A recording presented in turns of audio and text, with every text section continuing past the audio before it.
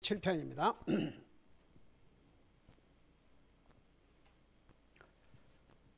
우리 3절에서 5절까지 우리 같이 읽겠습니다. 3절에서 5절까지입니다. 같이 읽습니다. 시작. 오 하나님이 2절부터 3절부터 내가 3절부터라고 그랬나? 3절부터 시작. 그분께서 하늘로부터 보내사 나를 삼키려 하는 자의 모욕에서 나를 구원하시리로다. 셀라. 하나님께서 자신의 궁율과 자신의 진리를 보내시리로다. 내 혼이 사자를 가운데 있으며 심지어 내가 불의의 노인자들 가운데 누웠으니 곧 사람들의 아들들 가운데라. 그들의 이빨은 창과 화살이요 그들의 혀는 예리한 칼이로다. 오 하나님이여, 주께서 하늘들 위로 높여지시며 주의 영광이 온 땅보다 위에 있기를 원하나이다. 아멘. 앉으시 바랍니다. 시편 57편은 다윗이 하나님께 마음을 확실하게 정했다는 내용을 기록하고 있습니다. 이 내용을 성령의 하나님의 감동으로 기록한 때는 다윗이 사울 왕을 피해 도망다니다가 동굴에 갇혀 있을 때입니다. 이런 전후 배경을 자세하게 설명했죠. 우리 하나님께서는 어쩌면 우리 인생의 가장 어려움을 당한 시기에 정말 들어야 될 메시지를 주십니다. 여러분, 우리 시편 119편에 가면 이런 말씀이 나와요. 하나님의 말씀은 나의 고난 중에 위로라. 여러분, 하나님 말씀에는 모든 우리 인생의 문제에 해답을 가지고 있습니다.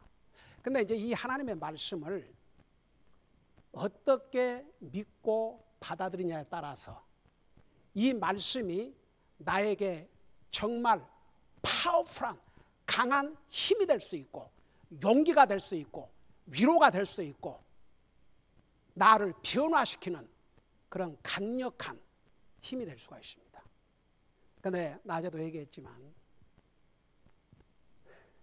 사람들이 이 성경을 그냥 하나의 형식적으로, 이 성경은 장식품이 아닙니다. 이 하나님의 말씀 속에는 어마어마한 보배가 들어있습니다.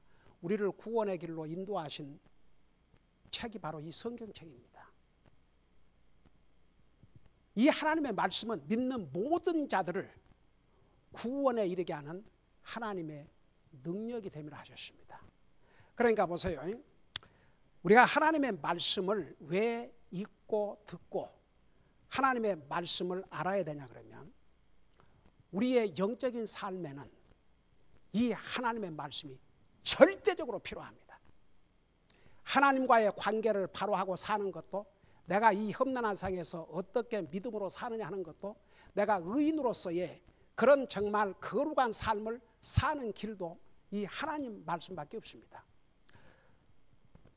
오늘 우리가 아침도 먹고 점심도 먹고 그리고 또 저녁도 먹을 것이 옵시다. 아까 내가 같이 식사를 못하니까 우리 큰딸이 이제 같이 동물 이렇게 같이 이렇게 먹는데, 야 이거 너무 많아서 이거 어떻게 먹냐 그러니까 다 드셔야 됩니다. 그래야 힘이 있어서 여러분 보세요. 우리 육신이요 아무리 건강해도 먹어야 합니다.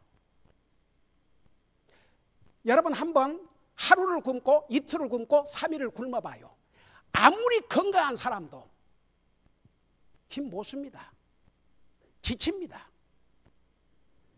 우리 육신 케어하는 거 중요합니다. 왜 근데 하나님의 백성들이 자기 영혼은 메말라가고 자기 영혼은 병들어가고 자기 영혼은 정말 너무나도 힘이 없는 무기력한 상태로 있는데도 그것에는 관심이 없는 사람들 얼마나 많은지 아십니까?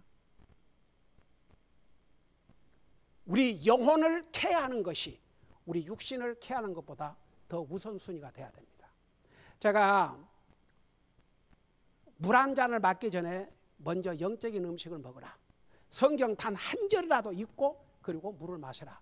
그 이유가 우선순위를 그런 면에서부터 분명히 하고 살자 이겁니다.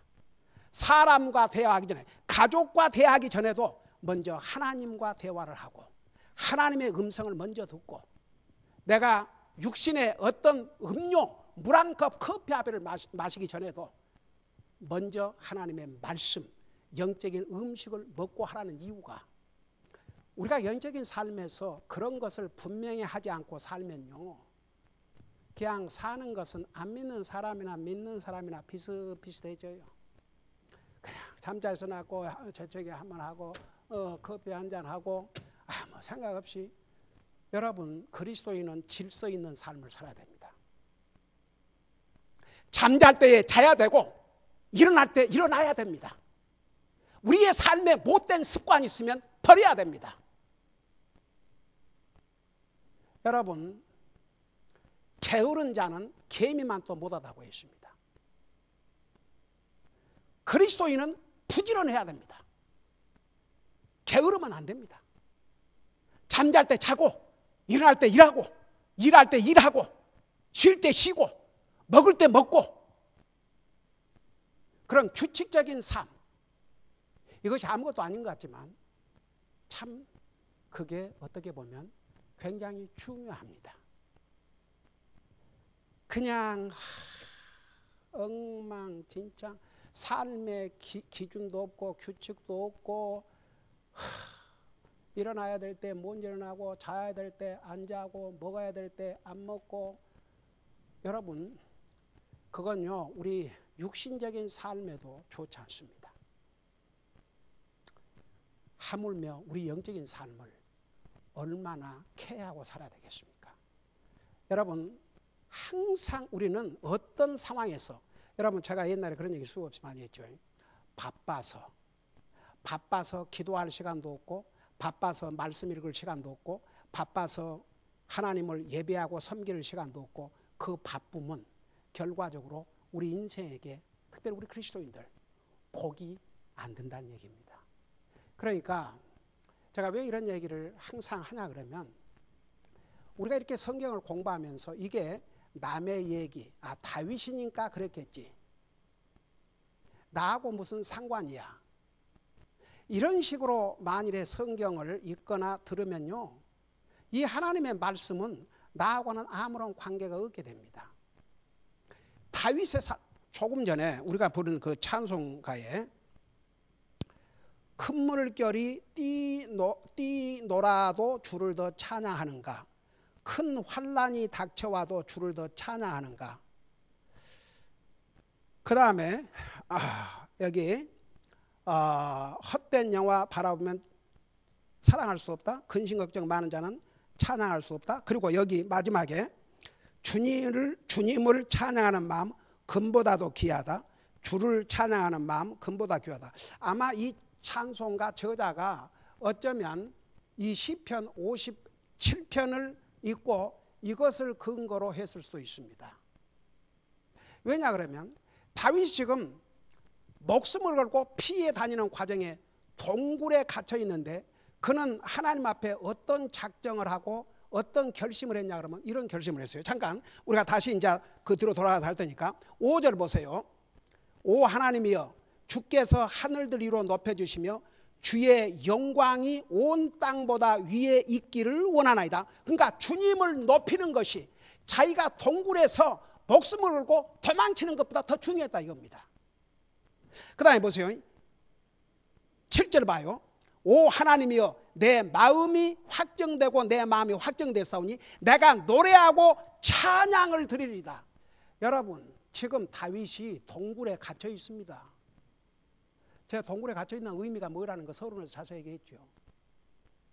이런 상황에서 하나님을 높이겠다, 하나님을 찬양하고 찬양하겠다. 와, 이게 남의 얘기로 다윗은 성경에도 나온 그런 위대한 하나님의 종이니까 하나님의 왜 기록에서 우리에게 주신 줄 아십니까? 우리로 하여금 그 믿음을 배우라고. 하나님께서 언제 이 계시를 주셨냐 그러면 바로 다윗이 어쩌면 목숨을 잃을 수 있는 그런 기가 막힌 상황, 인간으로서 겪을 수 있는 가장 최고의 고난 가운데서 이 말씀을 하나님이 주셨어요. 다윗이 예를 들어서 이랬다고 생각하십시다. 하나님이 아시다시피 세상에 내 원수 사울이 나를 죽이려고 하니까 내가 도망쳐서 동굴에 있는데 내가 지금 하나님 말씀을 받을 시간이 어디가 있습니까? 내가 언제 하나님 말씀 들을 시간이 있습니까? 내가 그 하나님 말씀을 어떻게 이 상황에서 기록합니까? 그랬다고 한번 생각해 보세요.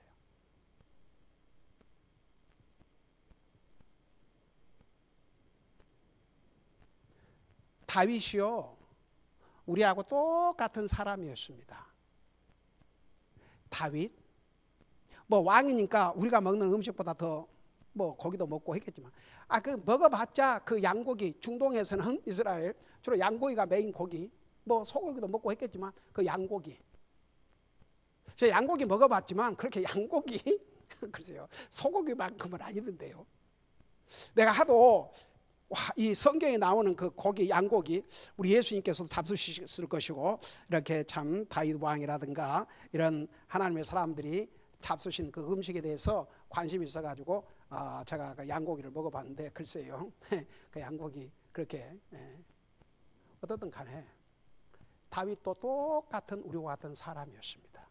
그도 연약한 점이 있었고, 그도 실수를 했고, 잘못을 했고, 용서를 구하고, 눈물을 흘리고, 아들에게 쫓겨다니고, 그런 그 과정을 겪었는데, 근데 이 다윗 보세요.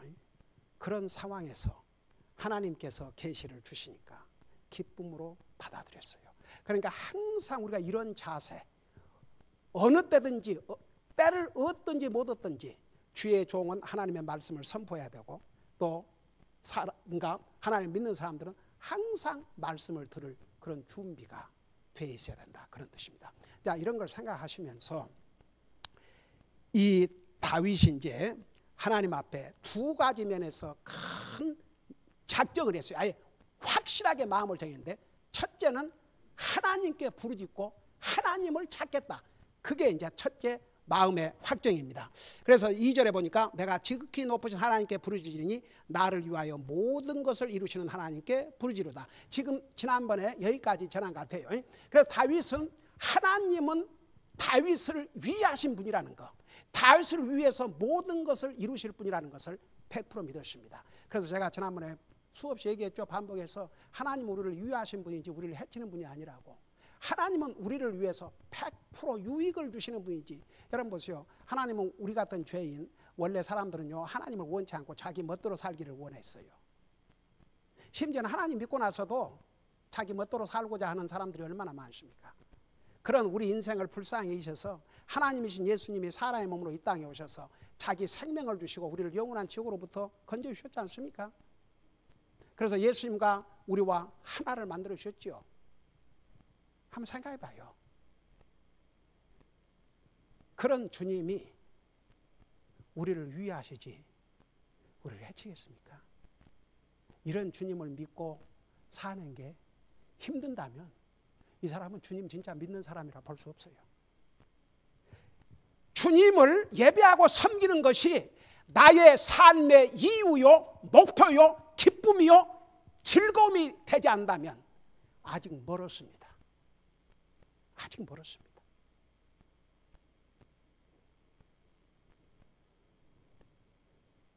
우리 마음속에 그것이 없다 그러면 그 마음은 이미 진짜 구원받아 하나님의 자녀랄지라도 주님으로부터, 말씀으로부터 너무나도 많이 멀어져 있는 상태에 있습니다. 어떤 면에서 영적으로 굉장히 위험한 상태에 있다고 해도 절대 과언이 아닙니다. 자, 다윗을 보세요. 이런 상황에서 아주 마음을 확실히 정했습니다. 여러분, 어렵고 힘들수록 마음을 확실히 정해야 돼요. 그러면 마음이 왔다 갔다, 이리 갔다 저리 갔다, 그냥 바람에 불리는 갈대처럼 그렇게 되어버려요. 어려울수록 힘들수록 마음을 정해야 됩니다. 그러면 사람의 생각이나 사람의 힘이나 사람의 계획대로 할 수 없는 것도 하나님께서 하게 해 주셔요. 여러분, 현재 이 상황에서 다윗은 꼼짝없이 갇혀 있습니다. 소망이 안 보입니다. 근데 다윗은 갇혀 있는 동굴을 하나님이 그와 함께 하시는 성소로 만들었고 거기서 이런 결단과 각오를 한 것입니다. 이 얼마나 멋진 모습입니까? 우리 본 받아야죠, 당연히. 예? 여러분, 그리스도인은 마음을, 주님을 영접한 순간에 이미 마음을 정한 사람들입니다. 그 마음 흔들리면 안 됩니다. 자, 그 다음에 보세요. 이제 근데 3절에 보면요, 이렇게 하나님을 부르짖기로 딱 마음에 작정을 하니까 3절에 그분께서 하늘로부터 보내사 나를 삼키려 하는 자의 모욕에서 나를 구원하시리로다 셀라. 하나님께서 자신의 긍휼과 자신의 진리를 보내시로다. 자, 여기 보면, 자, 이건 미래예요. 그분께서 하늘로부터 보내사 나를 삼키려 하는 자의 모욕에서 나를 구원하시리로다. 셀라가 뭐라 그랬어요? 잠깐 중단하고 생각을 하는 거. 그러니까 하나님께서 하늘에서 뭘 보내시느냐. 여러분, 지금 다윗은 원수에게 쫓겨서 이 동굴에 갇혀 있는데 하나님께서는 뭘 보내시냐 그러면 이 다윗에게 용기를 보내시고 보호를 보내시고 그 상황에서도 마음에 기쁨을 주시고 평안을 주시고 더욱 하나님을 높일 수 있는 그런 담대한 믿음을 보내고 계시는 거예요. 여러분 보세요. 우리가 꼭 무슨 물질적인 것만 받아야 복이라고 생각하세요. 그건 복 중에 리스트 복이에요. 리스트 복. 여러분, 예수님 때문에 내가 가장 복 있는 사람이라고 생각하는 사람 아멘 해봐요. 예수님 때문에 내 마음이 기쁨이 있는 사람 아멘 해봐요. 예수님 때문에 내 마음속에 두려움이 없는 사람 아멘 해봐요. 그게 행복입니다. 그게 행복이에요. 사람들이 말하는 행복이라는 것은요, 순간에 왔다가 순간에 갑니다. 사람은 돈을 많이 가지면 행복하겠지요. 돈 많이 가져봐요. 명예를 얻으면 행복하죠. 명예 가져봐요. 끝이 없어요. 권력을 잡으면 행복하다. No! 권력 끝이 없어요. 이 세상에 우리를 만족시킬 수 있는 것은 이 세상에 아무것도 없어요. 예수 그리스도 안에서 만족할 수 없는 인생은 그 어떤 것으로 채워줘도 만족하기가 어렵습니다. 그러니까 우리가 이런 것을 배우면서 이 환경을 보세요. 지금 다윗의 환경은 최악입니다. 이런 속에서 기쁨으로 하나님의 말씀을 받고 그 가장 어려운 상황을 하나님이 함께 하시는 장소로 받고 그리고 하나님을 전폭적으로 의지하고 하나님을 부르짖고 찾으니까 하나님께서 이렇게 그를 원수들의 그 모욕으로부터 그를 지켜주실 것을 확실히 믿었습니다. 그래서 하늘로부터 오셔서 나를 삼키려 하는 자의 모욕에서 나를 구원하시러 셀라. 하나님께서 자신의 긍휼과 자신의 진리를 보내시리로다. 여러분 보세요.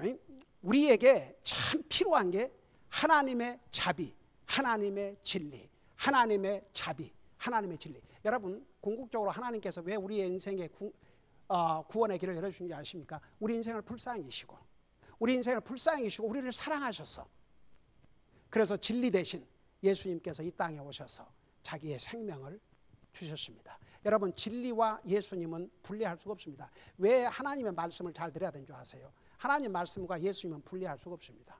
하나님 말씀을 사랑하는 사람이 하나님을 사랑하는 사람이고 하나님의 말씀을 순종하는 사람이 하나님을 순종하는 사람이고 하나님의 진리를 사모하는 사람이 주님을 사모하는 사람입니다. 이것을 이렇게 구별시킬 수가 없습니다. 근데 한 가지 참 굉장히 인트레스팅 재밌는 것은요. 우리에게 이 필요한 것이 하나님의 긍휼, 하나님의 자비, 하나님의 진리인데 이 두 가지가 항상 같이 간다는 것을 성경 많은 곳에서 말씀하고 있어요. 여기서도 보세요. 하나님께서 지금 그 동굴에 갇혀가지고 하나님의 자비를 구했지 않습니까? 근데 하나님께서 그 기도를 들으시고 자비를 보내시고 동시에 진리를 보내셨는데 무슨 의미인지 아십니까? 하나님은 진리의 하나님이기 때문에 하나님은 변하지 않습니다. 하나님이 약속하신 것, 여러분 세상의 모든 것은 변하지만 진리는 변하지 않습니다. 하나님의 약속을 다시 한번 확인시켜 주시는 것입니다. 여러분 우리의 삶에 우리가 세상 살아가면서 정말 필요한 게 하나님의 진리, 하나님의 자비입니다. 성경에서는 이 두 가지가 같이 병행하고 있음을 많은 곳에서 말씀하고 있는데 여러분 한번 잠깐 여러분 눈으로 봐요. 몇 군데만 우리 보십시다. 우리 똑같은 시편 25편 10절을 보세요. 지난번에 우리가 그 부분을 공부했지만 시편 25편 10절을 보시 바랍니다. 몇 군데를 보십시다.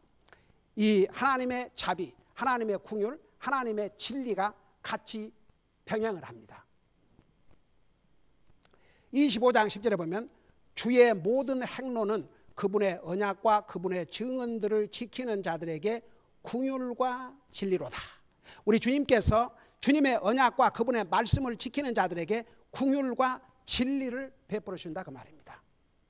여러분 우리가 이 땅에 사는 날 동안 이 두 가지만 있으면 오멘 우리는 행복한 자입니다.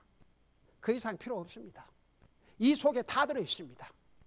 여러분 하나님께서 우리에게 자비를 베풀어 주시면 우리 육신도 돌봐주시고 우리의 모든 필요한 거 다 공급해 주시고 그러면서 동시에 하나님의 진리의 말씀으로 우리 영적인 삶을 굳게 세워주십니다. 이 사람이 행복한 그리스도인입니다. 여러분 그 다음에 똑같은 시편 85편 10절을 보세요. 똑같은 시편 85편 10절을 보시기 바랍니다.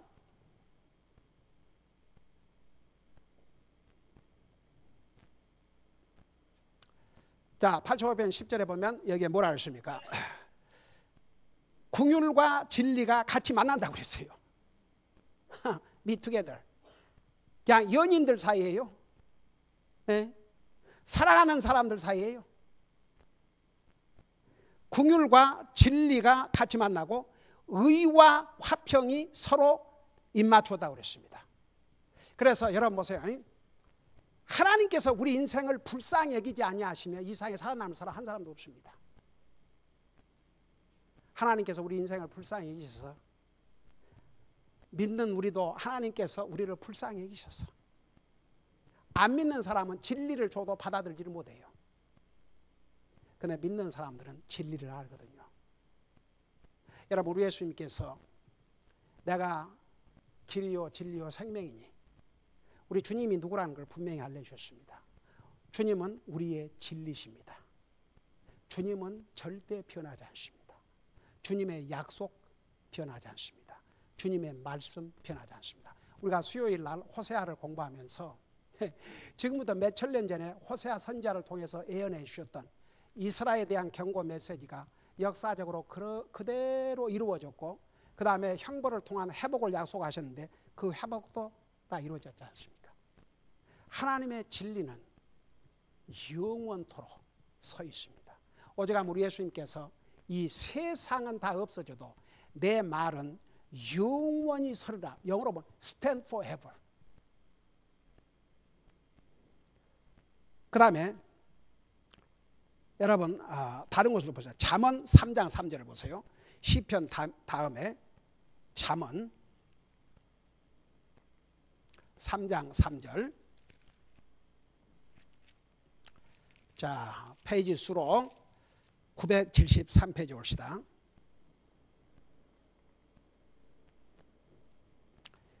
우리에게 주님께서 당부하신 말씀이 있습니다. 그 당부하신 말씀 두 가지가 기록되어 있는데 그게 뭐라는 줄 아세요?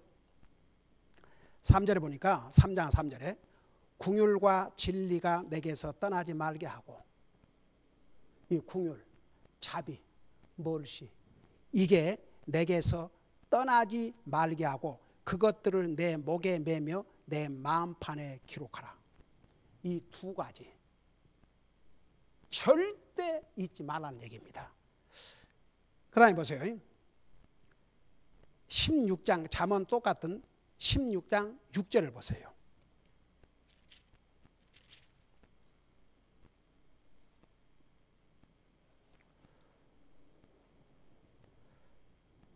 잠언 16장 6절에 보면 뭐라 했어요?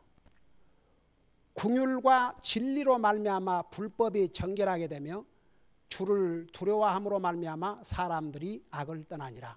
궁율과 진리로 말미암아 불법이 깨끗하게 된다고 그랬습니다. 그러니까 여러분 보세요.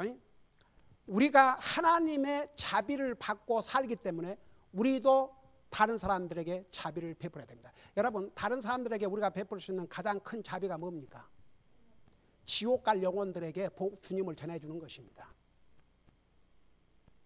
왜 우리가 매주 전도한 줄 아십니까? 왜 우리가 성도 사람을 지원한 줄 아십니까?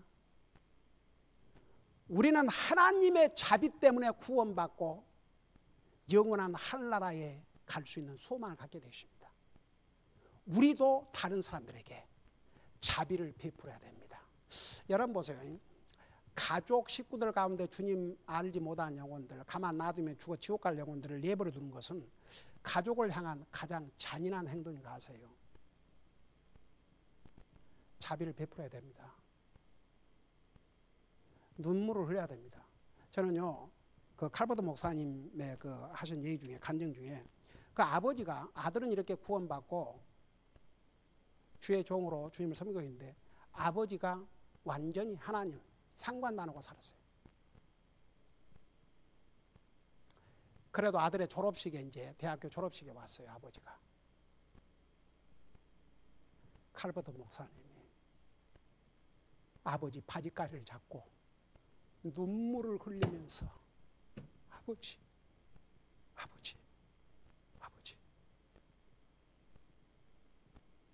이 세상이 전부가 아닙니다. 아버지 오는 세상 영원한 세상입니다. 예수님 안 믿고 죽으면 영원한 지옥입니다. 아버지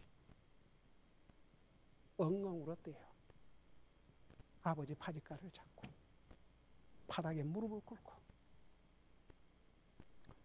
그 아버지가 주님을 영접하고 구원받고 제가 그 미국 교회에 갔을 때 이제 교회가 크다 보니까 여러 남자분들이 이제 헌금 이렇게 수금을 하는데 그 중에 나이가 많이 드시고 백발, 완전히 머리가 백발이에요.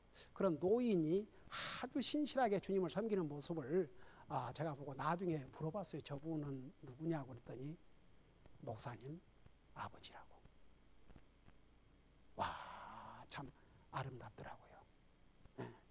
여러분 우리는 다른 사람들에게 자비를 베풀어 사는데 가장 큰 자비가 믿지 않는 영혼들을 주님 앞으로 인도하는 것입니다. 왜 우리가 북한 구제한 줄 아십니까? 우리는 배부르게 먹고 살지 않습니까? 그들을 자비라는 게 다른 게 아니고 궁율, 불쌍히 여기는 것입니다. 불쌍히 여길 줄 알아야 됩니다. 그 다음에 보세요. 20장 28절을 보세요. 20장 28절 똑같은 잠언 20장 28절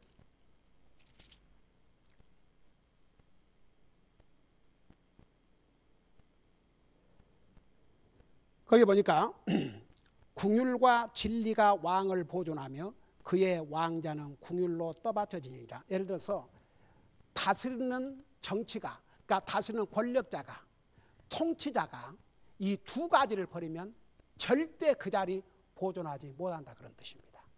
그러니까 보세요. 권력을 행사하는 사람들에게도 이 두 가지가 필요하고 우리 그리스도인들에도 이 두 가지가 필요하고 우리가 이 세상 살아가는 날 동안 이 하나님의 자비와 이 하나님의 진리가 절대적으로 필요한데 이 세상 하나님 안 믿는 사람은요 하나님의 자비는 받고 싶은데 진리는 받기 싫어하는 거예요.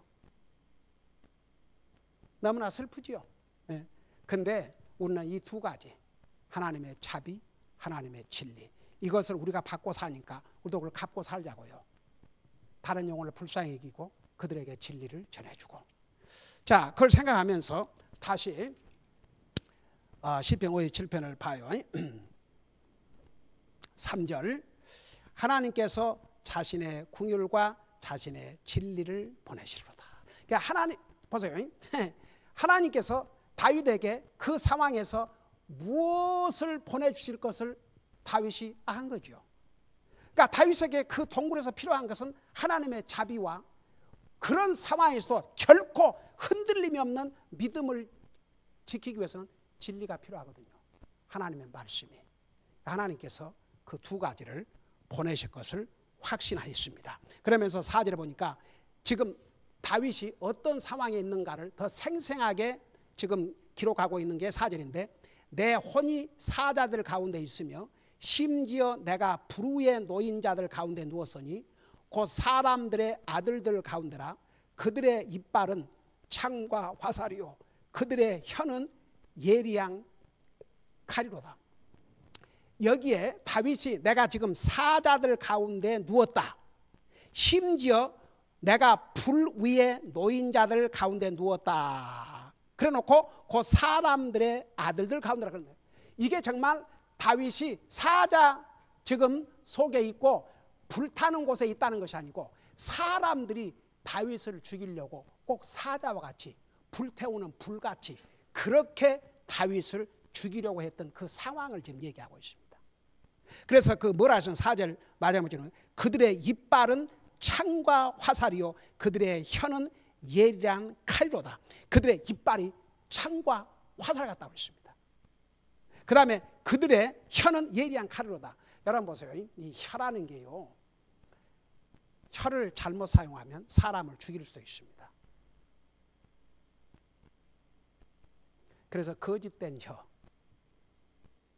그래서 법정에서 거짓된 증언은 만약 거짓된 증언을 했다 걸리면 큰 형벌을 받습니다. 왜 우리 주님께서 주신 십계명 중에서도 거짓 증언을 하지 못하게 하지 않습니까? 법정에서 거짓 증언은 무고한 사람을 죽이게 할 수도 있기 때문에 그래서 못하게 한 거죠. 그러니까 여러분 보세요. 여기에 그들의 혀는 예리한 칼이로다 그러는데 하여간 그들이 입을 놀려서 마치 창과 칼과 무기로 사람을 해치듯이 그렇게 다윗을 해치려고 하는 사람들이 완전히 주변에 가득 찼습니다. 여러분 어떤 사람이 여러분에게 아주 기분 나쁜 말을 했다고 하십시다. 여러분 육체적으로는 뭐 손도 안 댔어요. 근데 어떤 사람이 지나가면서 말을 아주 기분 나쁜 말을 아주 사람의 인격을 아주 못하는 그런 말을 했다고 하십시다. 여러분 그런 말을 들으면 어떻겠어요? 기분 나쁘겠어요? 안 나쁘겠어요? 기분 나쁘죠? 그러니까 세상에는 그런 말들을 하고 사는 사람도 많지만 이제 우리는 우리의 말로 복음을 전하는 외에 또 어떤 사람을 책망하기 위해서 하는 말 외에 우리 말로 남을 모독하고 그런 건 안 해야죠.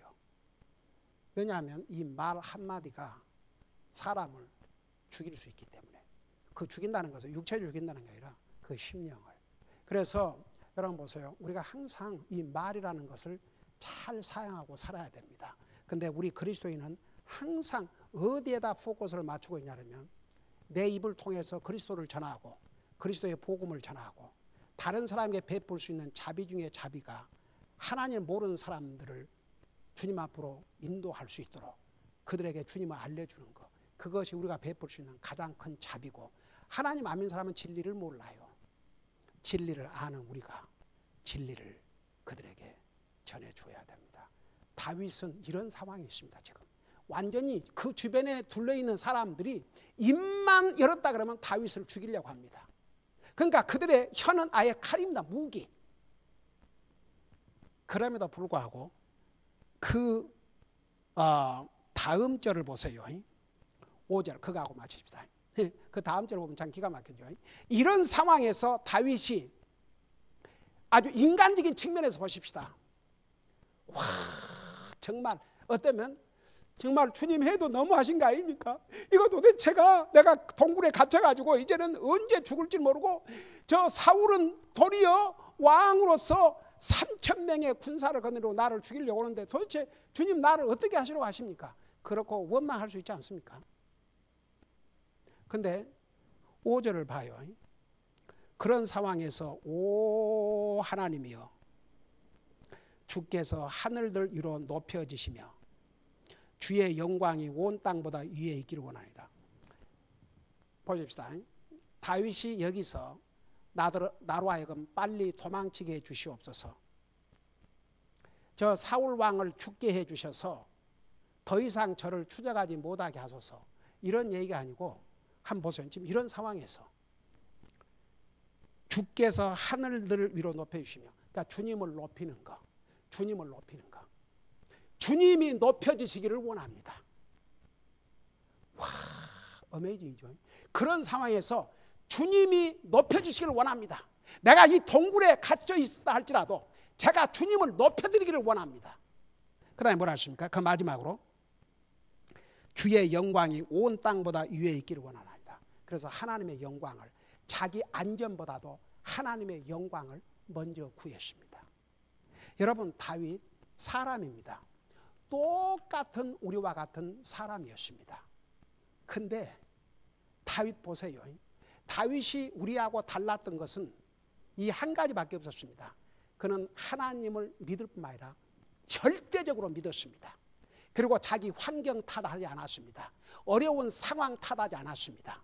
이런 기가 막힌 어느 순간에 목숨을 잃을지도 모르는 그런 기가 막힌 순간에 그는 하나님을 높이기를 원했습니다. 하나님 앞에 영광 돌려드리기를 원했습니다.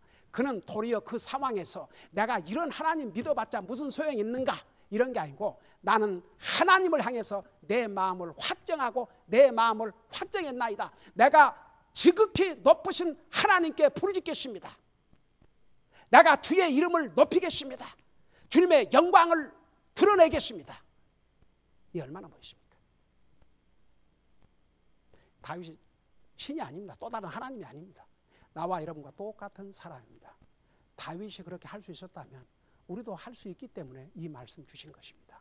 그러니까 보세요. 오늘 여기까지 하고 마치는데, 우리가 항상 하나님의 말씀을 때를 얻든지 못 얻든지 항상 하나님 말씀을 읽고 듣고, 그리고 어떤 상황이 있든지 하나님을 신뢰하는 그 마음, 하나님에게 나의 마음을 완전히 정하면요, 상황, 어떤 상황, 어떤 어려움, 어떤 고난도 우리에게 큰 문제가 되지 않습니다. 결국은 모든 문제를 해결해 주실 분은 우리 하나님이시기 때문에 우리가 할 일은 그분을 트러스트하고 그분을 의지하고 그분에게 마음을 딱 정하기만 하면 그 다음은 하나님께서 책임져 주십니다. 기도하십시다.